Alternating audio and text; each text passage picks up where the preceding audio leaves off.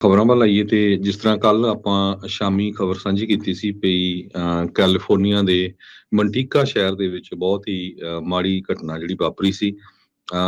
ਪਰਸੋਂ ਆਫਟਰਨੂਨ ਦੇ ਵਿੱਚ ਇੱਕ ਪੰਜਾਬੀ ਨੇ ਆਪਣੀ ਹੀ ਵਾਈਫ ਦਾ ਜਿਹੜਾ ਆ ਕਤਲ ਕਰ ਦਿੱਤਾ 900 block of Davis street Monday ਨੂੰ 12:30 ਵਜੇ ਦੇ ਕਰੀਬ ਬਾਅਦ ਦੁਪਹਿਰ।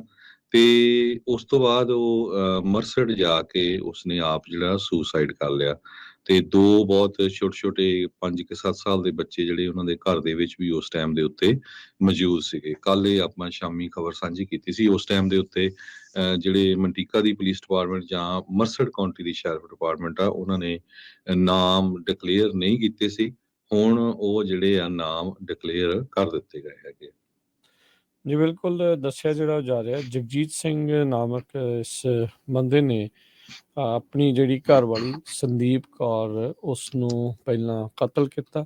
ਫਿਰ ਉਸ ਤੋਂ ਬਾਅਦ ਦੇ ਵਿੱਚ ਜਿਹੜਾ ਆ ਉਹ ਉੱਥੋਂ ਚਲਾ ਗਿਆ ਮਰਸਡ ਕਾਉਂਟੀ ਦੇ ਵਿੱਚ ਜਿਹੜਾ ਸੈਂਟਾਨੈਲਾ ਦਾ ਜਿਹੜਾ ਇਲਾਕਾ ਆ ਉਸ ਦੇ ਉੱਥੇ ਜਾ ਕੇ ਇੱਕ ਔਰਚਿਡ ਦੇ ਵਿੱਚ ਇਸਨੇ ਆਪਣੇ ਆਪ ਨੂੰ ਫਾਹਾ ਲੈ ਲਿਆ। ਫਾਹਾ ਲੈ ਕੇ ਆਪਣੇ ਜਿਹੜੇ ਖੁਦ ਆ ਉਹ ਕਹਿ ਲਓ ਵੀ ਖੁਦਕੁਸ਼ੀ ਜਿਹੜੀ ਉਹ ਕਰ ਲਈ ਆ। ਸੋ ਦੋ ਛੋਟੇ ਬੱਚੇ ਜਿਹੜੇ ਉਹ ਪਿੱਛੇ ਬਚੇ ਨੇ ਜਿਨ੍ਹਾਂ ਨੂੰ ਚਾਈਲਡ ਪ੍ਰੋਟੈਕਟਿਵ ਸਰਵਿਸਿਜ਼ ਦੇ ਵਿੱਚ ਰੱਖਿਆ ਗਿਆ ਹੈਗਾ। ਸੋ ਬਹੁਤ ਮੰਦਭਾਗੀ ਜਿਹੜੀ ਹਰਜੋਤ ਸਿੰਘ ਜੀ ਇਹ ਘਟਨਾ ਜਿਹੜੀ ਉਹ ਵਾਪਰੀ ਆ। ਮਨ ਮੁਟਾਵ ਸੀਗਾ ਜਾਂ ਕੀ ਸੀਗਾ ਆਪਸੀ, ਕੀ ਇਹਨਾਂ ਦੀ ਕੋਈ ਲੜਾਈ ਝਗੜਾ ਸੀ ਜਾਂ ਕਿਸੇ ਚੀਜ਼ ਤੋਂ ਪਰੇਸ਼ਾਨ ਸੀਗੇ, ਸਟ੍ਰੈਸ ਸੀਗਾ ਜਾਂ ਕੀ ਸੀਗਾ, ਜੋ ਵੀ ਸੀਗਾ ਇਹ ਬਹੁਤ ਗਲਤ ਕਦਮ ਇਹਨਾਂ ਦੇ ਦੁਆਰਾ ਜਿਹੜਾ ਉਹ ਚੱਕ ਹੋਇਆ ਇਸ ਬੰਦੇ ਦੇ ਦੁਆਰਾ ਹੀ ਆ। ਕਿਉਂਕਿ ਬੀਬੀ ਨੇ ਤਾਂ ਕੀ ਇਹਦੇ ਵਿੱਚ ਕੀਤਾ, ਉਹ ਤਾਂ ਆਪ ਪਹਿਲੋਂ ਮਰ ਗਈ ਤੇ ਇਸ ਨੇ ਬਾਅਦ ਚ ਆਪਣੇ ਆਪ ਨੂੰ ਫਾਹਾ ਜਿਹੜਾ ਉਹ ਲੈ ਲਿਆ।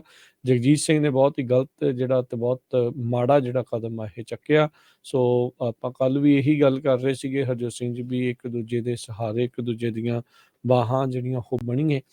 ਜੇ ਕੋਈ ਕਿਸੇ ਦੇ ਵਿੱਚ ਸਮੱਸਿਆ ਆ, ਚਾਹੇ ਘਰ ਦਾ ਕੋਈ ਕਲੇਸ਼ ਆ ਜਾਂ ਕੁਛ ਇੱਦਾਂ ਦਾ ਆ, ਕੋਈ ਪ੍ਰੋਬਲਮ ਆ, ਤੇ ਭਾਈ ਅੱਜ ਕੱਲ੍ਹ ਬੈਟਰ ਆ ਵੀ ਇੱਦਾਂ ਦੇ ਕਰਤੂਤ ਕਰਨ ਦੇ ਨਾਲੋਂ ਤੁਸੀਂ ਵੱਖ ਹੋ ਲਓ, ਵੱਖਰੇ ਜਿਹੜੇ ਉਹ ਹੋ ਲਓ। ਕਿਉਂ ਨਿਆਣਿਆਂ ਦਾ ਭਵਿੱਖ ਵੀ ਜਿਹੜਾ ਉਹ ਤੁਸੀਂ ਖਰਾਬ ਕਰਕੇ ਚਲੇ ਗਏ। ਆਪ ਤਾਂ ਗਏ ਹੀ ਗਏ, ਕਿੰਨੇ ਜਾਣਿਆਂ ਨੂੰ ਜਿਹੜੇ ਵੀ ਪਰਿਵਾਰਕ ਇਹਨਾਂ ਦੇ ਜੀਅ ਹੋਣਗੇ, ਰਿਸ਼ਤੇਦਾਰ ਹੋਣਗੇ, ਸਾਰਿਆਂ ਦੇ ਉੱਤੇ ਹੀ ਅਜਿਹੀ ਚੀਜ਼ ਦਾ ਜਿਹੜਾ ਉਹ ਅਸਰ ਪੈਂਦਾ। ਆਪਾਂ ਹੁਣ ਦੇਖੋ ਉਹਨਾਂ ਨੂੰ ਕਿਸੇ ਨੂੰ ਕੋਈ ਮਿਲਿਆ ਵੀ ਨਹੀਂ, ਕੋਈ ਜਾਣਦਾ ਨਹੀਂ, ਤਾਂ ਵੀ ਜਿਹੜੀ ਹੈ ਉਹ ਆਪਣੇ ਉੱਤੇ ਇਸ ਚੀਜ਼ ਦਾ, ਇਸ ਖਬਰ ਦਾ ਜਿਹੜਾ ਉਹ ਅਸਰ ਹੁੰਦਾ ਆ। ਸੋ ਨਜ਼ਦੀਕੀਆਂ ਦੇ ਉੱਤੇ ਕਿੰਨਾ ਅਸਰ ਹੁੰਦਾ ਹੋਊਗਾ। ਸੋ ਇੱਦਾਂ ਦੀਆਂ ਚੀਜ਼ਾਂ ਨਾ ਵਾਪਰਨ, ਆਪਾਂ ਨੂੰ ਵੀ ਬਹੁਤ ਸੁਹਿਰਤਾ ਦੇ ਨਾਲ ਦੇਖਣਾ ਪੈਣਾ ਆ। ਆਲੇ ਦੁਆਲੇ ਆਪਣੇ ਪਰਿਵਾਰਾਂ ਦੇ ਵਿੱਚ, ਰਿਸ਼ਤੇਦਾਰਾਂ ਦੇ ਵਿੱਚ ਵੀ ਕੁਛ ਅਜਿਹੀ ਪ੍ਰੋਬਲਮ ਤਾਂ ਨਹੀਂ ਜਿਹੜੀ ਉਹ ਚੱਲ ਰਹੀ, ਤੇ ਉਹਨਾਂ ਪ੍ਰੋਬਲਮਸ ਦੀ ਜੇ ਕੋਈ ਹੈ ਤਾਂ ਉਸਦਾ ਸੋਲਿਊਸ਼ਨ ਲੱਭੀਏ, ਉਹਦਾ ਹੱਲ ਲੱਭੀਏ।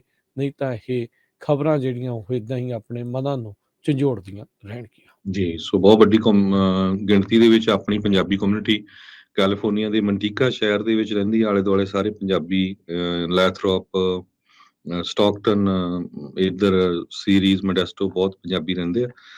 ਸੋ ਉਹ ਜਿਹੜੇ ਗਾਹਾਂ ਬੱਚੇ ਹੈਗੇ ਆ ਉਹਨਾਂ ਦਾ ਆਪਣੀ ਕਮਿਊਨਿਟੀ ਨੂੰ ਉਹਨਾਂ ਦੇ ਪਰਿਵਾਰਾਂ ਨਾਲ ਰਲ ਕੇ ਸਾਰਿਆਂ ਦਾ ਸਾਥ ਦੇਣਾ ਚਾਹੀਦਾ ਆ। ਆਪਣੀ ਕਮਿਊਨਿਟੀ ਨੂੰ ਅੱਗੇ ਆਉਣਾ ਚਾਹੀਦਾ। ਜਿੱਥੇ ਤੱਕ ਸਾਨੂੰ ਖਬਰ ਮਿਲੀ ਸੀ ਵੀ ਉਹ ਪੁਲਿਸ ਪ੍ਰੋਟੈਕਟਿਵ ਸਰਵਿਸਿਜ਼ ਦੇ ਕੋਲ ਆ। ਸੋ ਯੂਜ਼ਲੀ ਉੱਥੇ ਪੰਜਾਬੀ ਨਹੀਂ ਹੁੰਦੇ ਹੈਗੇ।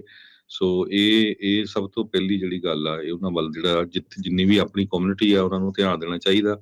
ਹਾਲਾਂਕਿ ਆਪਾਂ ਨੂੰ ਇਹ ਵੀ ਪਤਾ ਆ ਵੀ ਮੰਟੀਕੇ ਸ਼ਹਿਰ ਦੇ ਜਿਹੜੇ ਮੇਅਰ ਆ ਉਹ ਪੰਜਾਬੀ ਨੌਜਵਾਨ ਹੀ ਹੈਗੇ ਆ।